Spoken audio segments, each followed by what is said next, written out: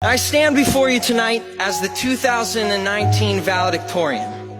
This time last year, I found out that I was in the running for this title.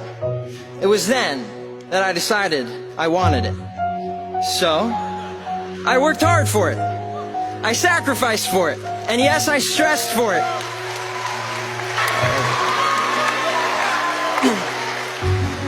And I got it. And at our senior awards ceremony, it felt so good when I heard my name announced with this title. It's so good. For about 15 seconds. Yeah, 15 seconds of my heart racing and my adrenaline pumping. 15 seconds of, yeah, I won! 15 seconds of being at the top of the pile of all my accomplishments. And it felt euphoric. But there must come a 16th second. And on that 16th second, I sat down in my seat, I looked at my silver stole that says valedictorian, and I thought, that's it? What just happened? Why am I not feeling anything else? To be honest, I don't even know what I was expecting. A parade of balloons to drop? Or maybe I was hoping that all of my problems would fade away in comparison to this amazing achievement. But none of that happened. Not even in my heart. I felt nothing. I was shocked. This was a huge problem for me, and I needed to figure out why. So here was my thought process. Working hard is good. It is in fact biblical. But it should not be done for the sole purpose of a goal's sake at the expense of relationship with others. And looking back on this year, I realized that the stress of this year for this goal and a 5-minute speech was paid for with the lack of attending to relationships in my life. A lesson learned and self-reflection accomplished.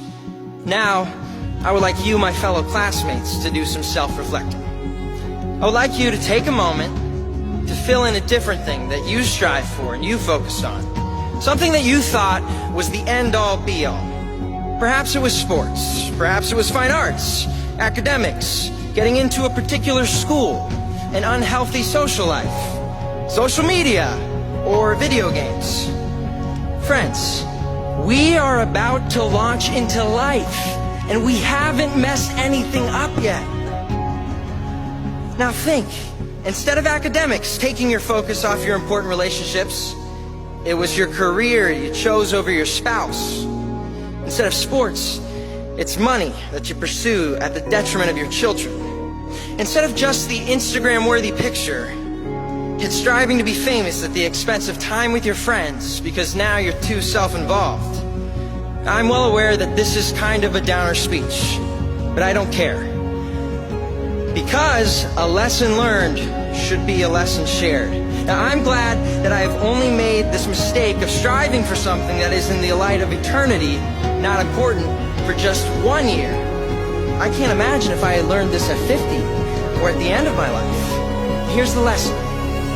Have no regrets in the 16th second. Nothing is more important than your healthy relationships. Nothing. Not your goals, not your successes. Here's why.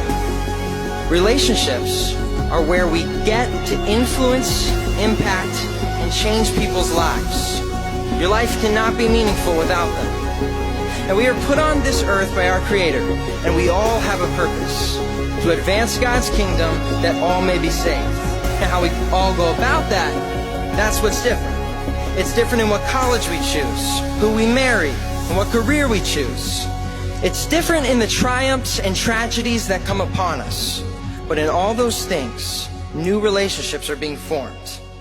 As you live your life on this earth, there is no greater good than you can do for a person than to love them so much, and after that, prioritize what is important in your life, and never, never lose focus of your important relationships.